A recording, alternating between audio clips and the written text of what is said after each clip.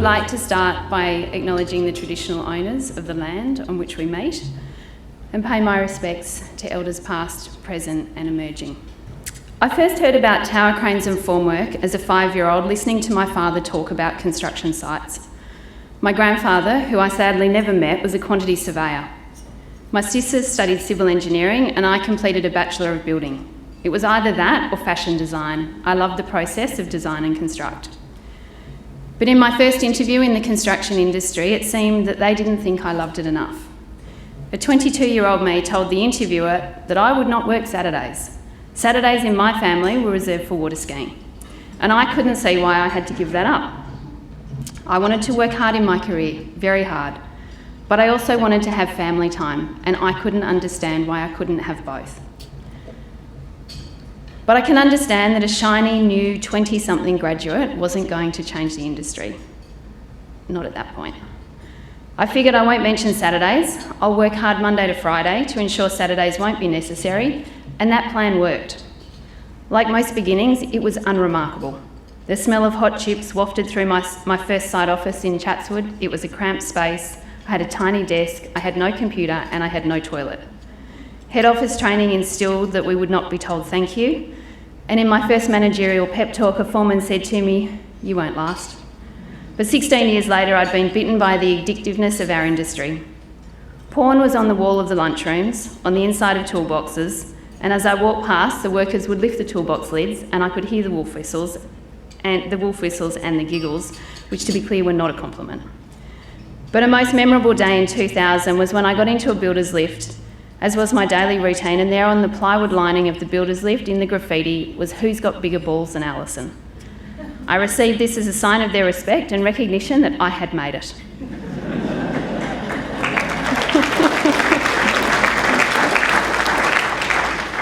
At 32, I was promoted to be a director of Multiplex. I was not only the youngest director, I was the only female director.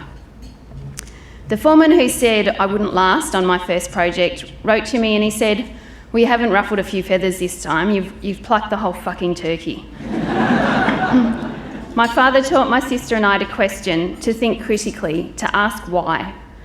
As I was moving through my career, I realised I was increasingly in a position to cement some of the changes that I had wondered about.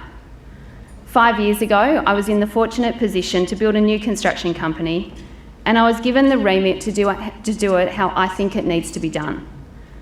But I am far from alone in this thinking, in this passion to see change in our magnificent industry. I am part of a team at Roberts Co who all share this desire to see change, and I know I am joined by many of you in this room today who share in that desire. To see progress, not just in how we build, but in how we work together as construction professionals. Please eat your lunch as it's being served as well. I don't know exactly when it started, but we find ourselves working in an industry that is unsustainable for our people and our business model. I'll talk about our people in a moment, but let me start with the challenges of our business model. The construction industry has been incredibly resilient during the past 2 years. We've built through fires, floods, and COVID, and whilst we were kept largely operational through COVID, it wasn't without impact. In Sydney, in a 3-month period from July to September last year, the government changed the rules on us 18 times, as if building wasn't hard enough. And just when we thought it was getting easier and life was returning to normal in Sydney, the COVID close isolation rules in January and the rain bomb in February took out 75% of our productivity. In January, we only had 5 out of 17 productive days, and in February, we had 6 out of 24 productive days. That's the loss of 5 weeks of contingency, or the amount that we allow for an entire year, gone in the first 2 months. The decline of the industry has been happening for a while. We've reached a point where the contractor's risk profile has ballooned to an unreasonable place, accepting risks and liabilities well beyond what is reasonable and beyond what is decent. If I could demolish 2 words from our industry language, it would be, that's market. Just because at some point in the past a builder signed up to an aggressive term does not mean it should become standard part of how we work together. How have we introduced time bars of 2 days or 5 days that mean if you snooze, you lose? That's not right. Do you want your builder focused on administering paperwork and a contract, or on constructing the project to the highest standards and safely? By compelling the contractor to take on all this additional risk, we are eroding margins and stifling innovation in our industry. We starve ourselves of the resources necessary to drive new initiatives and ideas. Contractors are happy if they make 5% margin, net margin. After corporate overheads, it heads down well below 3%. But the risk profile is such that you're asked to provide 100% of the contract sum or worse if it all turns bad. The risk and reward maths don't equate. We've all watched the recent collapse of Condev and ProBuild as consequences of this. Condev in Queensland asked their clients for an additional $25 million to ensure their projects were satisfactorily completed, only to be rebuffed by the client with a, "That's your problem." It will be interesting to see the actual costs the clients pay to mop up a far bigger problem with the liquidation of their builder. These are two of what will be many insolvencies to come. The construction industry is the largest sector in the ASIC insolvency data set, with an average of 1,550 insolvencies per annum over the last 9 years. That is a frightening figure. It is what happens when clients continually push uncommercial terms onto the builder. You think you're passing risk, but ultimately, if it all fails, the risk is back with you. I'd love to see the client side of the industry to truly act in partnership and not just talk about it. In starting Roberts, we made the conscious decision to change the risk profile downstream. Our contracts say in black and white, we will be fair and reasonable, and we have appropriate times for the supply of information. The result is contracts are executed quickly, without large legal bills, and the teams then spend their time planning how to design and construct the project. More recently, we've seen additional pressure from rapid escalation in supply costs. And we need to think about escalation in two buckets: systemic or in-cycle escalation and out-of-cycle escalation. There is a base level of systemic escalation built into construction pricing, things like concrete supply rate ratchets, EBA increases and the like. But the much less predictable component is out-of-cycle escalation, which presently is seen in some material supply costs. Reinforcement has increased 74% in 1 year, from $1,150 to $2,000 a tonne. And fixed lump sum prices are no longer offered. I recently saw a quote that was valid to 4 p.m. on the day it was issued.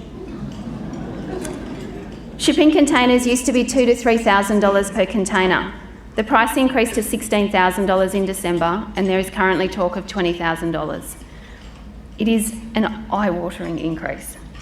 PVC, copper, timber, structural steel increased on average around 30% last year. Roofing products, mainly produced by Lysart, increased 35% last year. And then add in the war in Ukraine. A shortage of nickel due to Russia's sanctions will increase the cost of stainless steel. Increasing fuel prices will have a knock-on effect on shipping, haulage, delivery costs and diesel for site plant.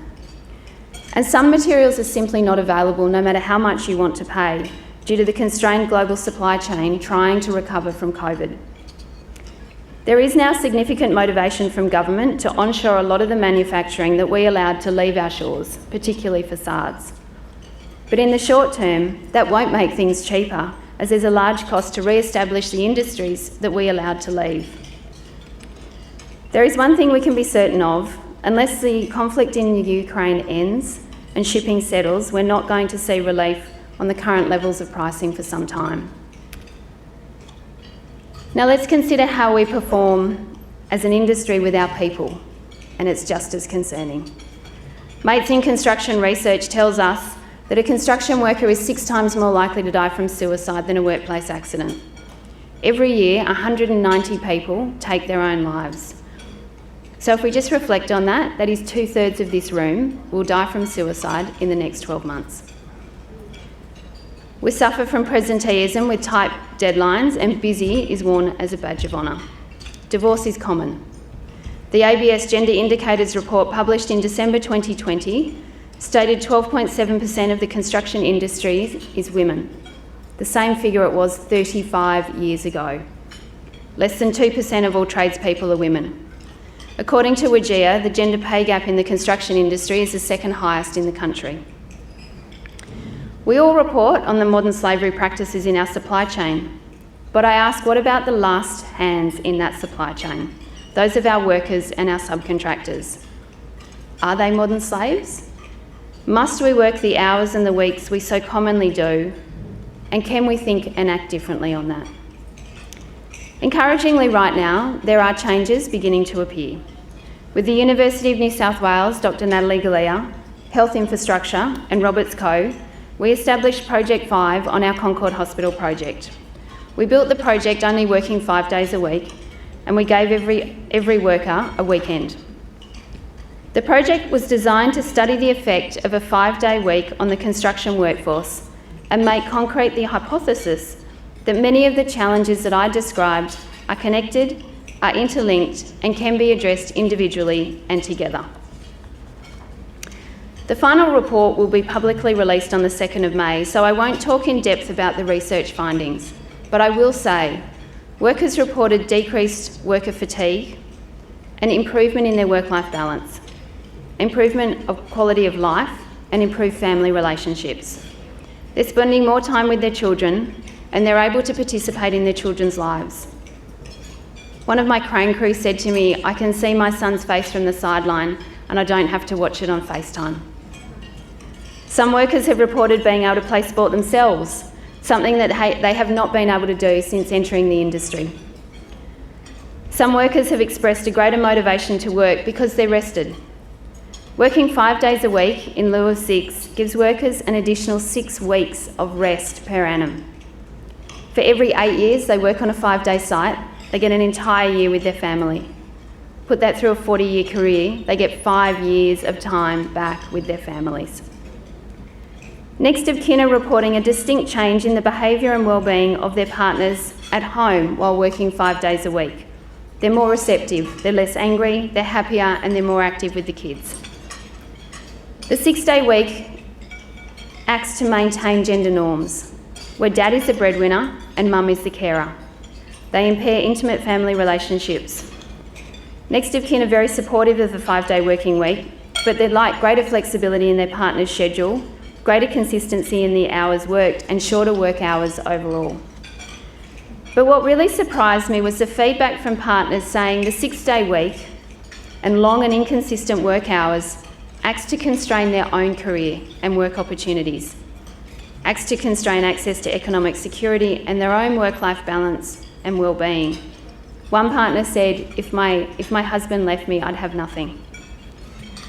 Women are doing all the caring responsibilities and their own careers are suffering. We know that women over 50 are the largest group of homeless people. So not only are we poor at bringing women into the industry, they leave 39% faster than men. Our 6-day working patterns are stopping women from working in society. And remember, we are the 3rd largest industry in the country. COVID put the construction industry into the fastest and largest experiment on flexible working, and it was a resounding success. The dinosaurs in our industry could no longer say, you can't work flexibly and be on a construction site.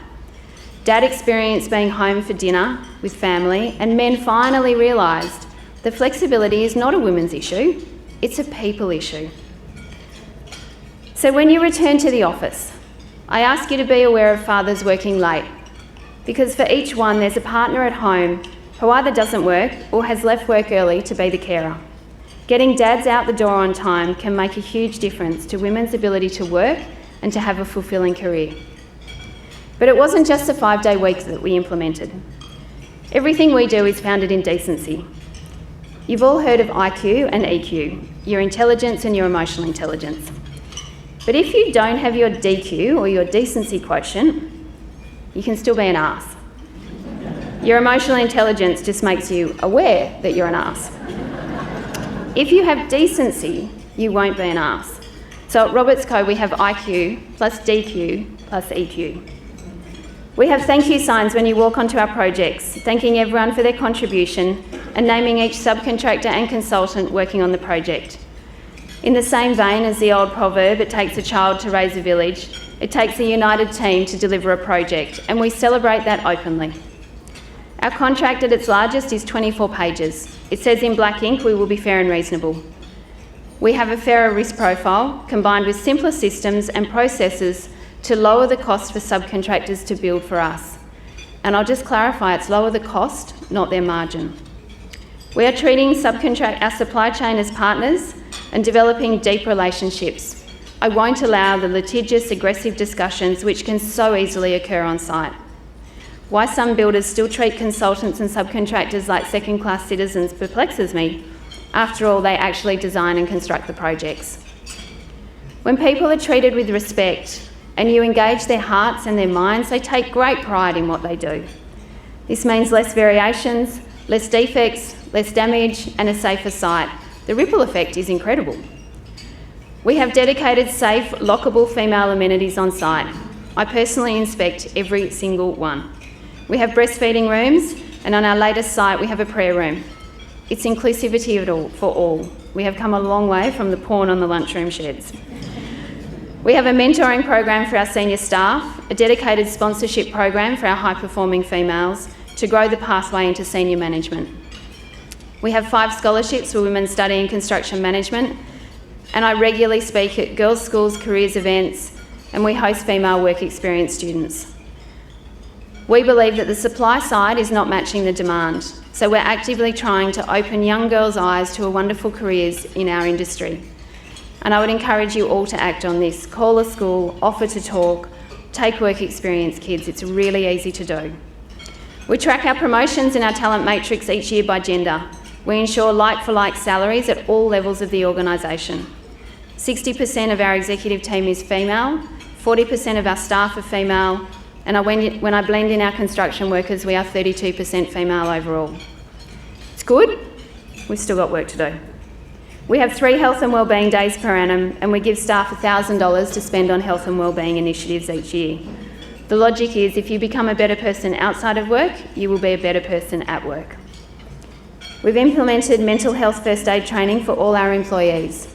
As principal contractor, we see and touch a lot of people throughout a year, and with the right training, we may be able to help a person who is struggling by listening and seeing the early warning signs. Our sites have implemented a Flee by 3 initiative, whereby 1 day per week, you have to leave at 3 o'clock and take quality time for yourself. Our flexibility is led from the top. It's led by me. Our staff are tech-enabled so they can do their work from anywhere, whenever it suits. When COVID arrived, we entered lockdown in March 2020. We didn't change anything. We were already set up for completely remote working. The industry needs to move away from supervisors carrying black books on site to carrying iPads and tablets and completing their processes on site, not after hours in a site office. If we can get technology to do the grunt work for us, we can put our brains to where they were best trained, solving complex construction problems. But it has not always been smooth and easy. Some of what we are trying and proposing is confronting to old habits and industry practices. This is despite head contractors having a legal obligation under the Work Health and Safety Act to ensure, so far as is reasonably practicable, the health and safety of workers. For too long, people have shouted safety and whispered health. It is pleasing to see Safe Work released a code of practice for managing psychosocial risks in the workplace in May last year. Psychosocial hazards at work are aspects of work and situations that may cause a stress response, which in turn can lead to psychological or physical harm. With the test being reasonably practicable, the regulator can now look at what we have done and use that to set the minimum benchmark. When we signed our EBA, we gave our workers the pay rises the union was after because the union was giving us a 5-day calendar, and that was more important to us and the future of our industry. Workers earn less working 5 days a week, so it was appropriate to give them a pay rise. They still earn less, but their life is more fulfilled. When we signed, I posted about it on LinkedIn, and I was heavily criticised by the New South Wales Building Commissioner. You can look up the AFR article titled "Builder Draws Watchdog's Criticism Over Landmark CFMEU Deal." I only wish I had a photo of the builders lift graffiti to send him. And if I look outside of Roberts Code, the industry is starting to respond and change. The New South Wales and Victorian governments and industry have been working on a culture standard for the construction industry. The draft standard was released for industry consultation at the end of last year. The standard focuses on 3 key elements. The first, putting health back into WHS. The second, a time for life, working 5 days a week, less than 50 hours a week. And the third, improving diversity, starting with gender and then working through all other forms of diversity. The culture standard is proposed to be implemented on all government projects, but it should really be introduced on all projects, private and public, so that we are creating structural, enduring change. The GBCA has expanded its Green Star rating tool to include people credits. They've mandated the requirement for female amenities on site and the provision of female PPE. The contractor must also implement policies to address issues of discrimination, race and bullying on site. And in March this year, Infrastructure Australia released a report titled Delivering Outcomes, a roadmap to improve infrastructure industry productivity and innovation. It provides a roadmap to a more productive and resilient future. The reforms in the roadmap focus on transformational changes to the way projects are procured and delivered. The principles and recommendations set out in the roadmap highlight the need for behavioural change, recognising both the importance of establishing the right behaviours in creating value, as well as the need to create environments that enable the required behaviours. Successful implementation will require cross-industry commitment and collaboration. I love this industry, and I am so grateful for the experiences that it has afforded me. We are an industry that when we give an inch, it's gone, and it never comes back. As we emerge from COVID, now is the time to recalibrate. We must bring decency back to our negotiation tables with our clients and colleagues, sharing risks appropriately and working together sustainably. And with initiatives like Project 5, the Culture Standard, Flexible Working for All, Green Star, and Infrastructure Australia's Delivering Outcomes report, we are and we will continue to make good progress. We are a clever and capable industry who solve incredibly complex problems, like building the Empire State Building in 1 year and 45 days, building the Sydney Harbour Bridge that turned 90 last month, Sydney Tower, and I currently marvel every day at the complex undertaking of installing a metro rail line underneath the fully operational CBD of Sydney. But these are problems of physics and chemistry. The problems I have outlined today are of a different nature. They involve psychology, sociology, history, and economics.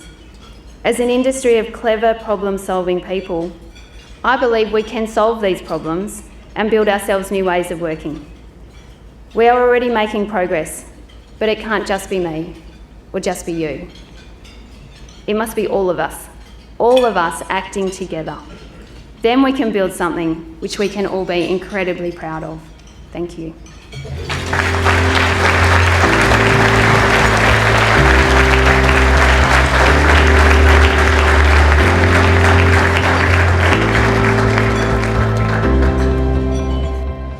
Hi, my name is Sunny. I'm from Metricon, representing Everyone Homes, which is a social and affordable enterprise.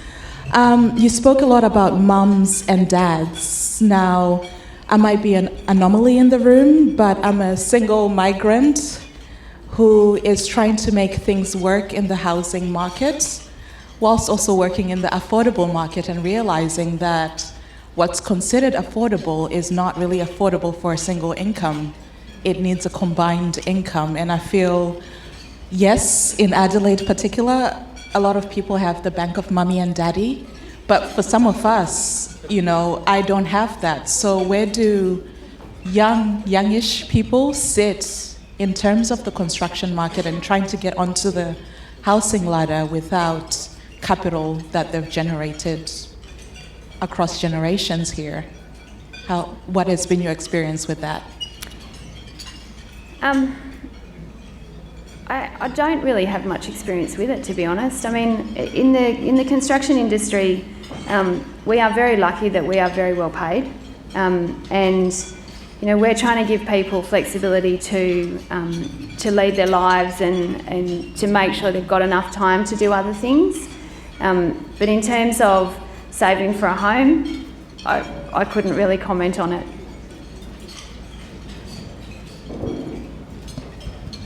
Alison, thank you. Mario McDonough, screening on site. We provide drug and alcohol testing for the construction industry, a proud member and corporate sponsor of Master Builders SA. Do you see the psychosocial problems that are happening, dependency, drugs and alcohol, a big issue because people will use it to turn off and deal with certain problems, and it's across the board, 10 to 12% are on ice right now at work, which is horrifying. So do you think there should be more done for the industry? And with talk of the ABCC being closed, the ramifications of that and reducing the fitness for work program that's in place for Tier 1, but the bigger problem, Tier 1, they get rattled out of there, down to Tier 2, no mandated testing. And we're not here to test and lose jobs. We want to help people and keep them in the community because it's hurting the fabric of society, families. So there's sort of a big-ended question, but should it be across the board, and how do we make that happen to support all people in the workforce? Yeah, a good question. I was working on a defence job years ago, and it was down in Nowra, and we had drug and alcohol testing, and the test result, if it was 10 units, and I forget what the units were, you were positive. And this guy tested, he got a non-negative, so it went off to the NADA lab, and we rang the lab later and said, what was the test result? He said it was 4,800. It was like he had to have eaten it on his cornflakes at breakfast. It's like, oh my God. We looked it up, he was a roofer. Horrifying. And then we looked up his police check, and he had time inside for possession, time inside for manufacture in front of a minor. You know, it was a really, really sad story. The construction industry puts a huge amount of pressure on people. It is relentless, it is tiring. It's been really interesting on the culture standard talking to government, and we're in one meeting, and I am very, very passionate about 5 days a week, and we're in one meeting, and the government guy on the phone, he was on teleconference, he said, just don't think we've got enough research. And I nearly leapt down the phone at him, and I said, you work 6 days a week for the next 12 months, and you tell me at the end of those 12 months whether we've got enough research. I think there will be a strong correlation, and I can't prove it, to reduce domestic violence out of 5 days a week. People are tired, people are walking on eggshells, and when we did the Project 5 research, we studied 9 elements, and I expected work-life balance to go up. But what we actually got an increase was across all 9 elements, and that was relationship to site manager, relationship to peers, relationship with pay, work-life balance. And what we have seen is because they're having a rest, everything's gone down. My crane driver said to me, Al, it's gone down 1,000. If you're at boiling point and you know your pot's boiling, you put the last bit in and it boils over. When you're on site and someone says, mate, can you tidy that up? It's just an explosion. When you're rested, it's like, can you tidy that up? Yeah, of course, my mess, no worries. And that's what we saw, a lot calmer environment. And I do think drugs are a huge issue in the industry. I am amazed that we never get a positive on alcohol. It's only ever positives on drugs.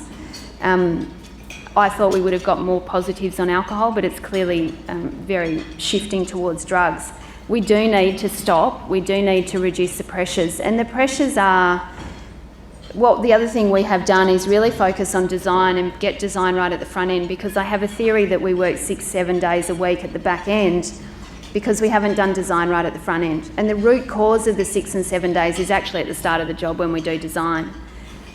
So stop trying to say you have to work 6 days a week. The argument when I put up 5 days, everyone said, but you have to work 6 and 7 at the back end.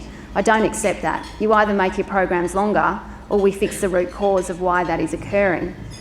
And we've got to take that pressure off. And the old crusties on site, when we first brought in 5 days a week, didn't want it. They started to live it. They're now saying to the unions, and the reason we got it in our EBA was the workers said to the unions, don't you take my Saturdays. And I think we will see a flow-on effect to less drugs, to less dependencies, to less suicides because of the pressure we put on them. And why do we put that pressure on? For a developer's profit. Really? It's not for our profit. And we've just got to say, no, it's not okay. We were a 5-day-a-week industry until the early 90s when interest rates hit 17% and the cost of time was enormous. The cost of time is now nothing. But we can't recalibrate. COVID gave us the greatest opportunity to recalibrate. But I think there's a very strong correlation to more rest, less pressure, less dependency on drugs. We're always going to get recreational drugs, but not the hardcore drugs that people take.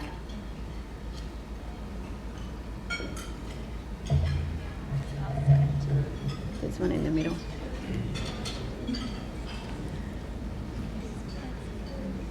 Hi, I'm Christina. I'm a project manager at Thorn Constructions. I'm just wondering if you had any advice or ever felt yourself any sense of imposter syndrome or Massive. whether you've doubted yourself. Massive. And what advice you might have, because Massive. it's a challenge. When I was offered the opportunity, I'll tell you 2 quick stories. When I got to Lendlease, I was on maternity leave and the company I was working for said, we don't want to give you your old job back because the guy that was doing it might resign. I said, yeah, that's called illegal. At the same time, Lendlease rang and said, we want you to come and run our biggest business unit. We know you're on reduced hours. So I took it and I rang my mate, good friend, and I said, Lendlease has offered me this job, GM of a $2.5 billion turnover business. He said, they don't want you, they only want you to destroy Multiplex because you win all Multiplex's work. And I was like, oh. And I went home and I spoke to my husband and he said, don't be stupid.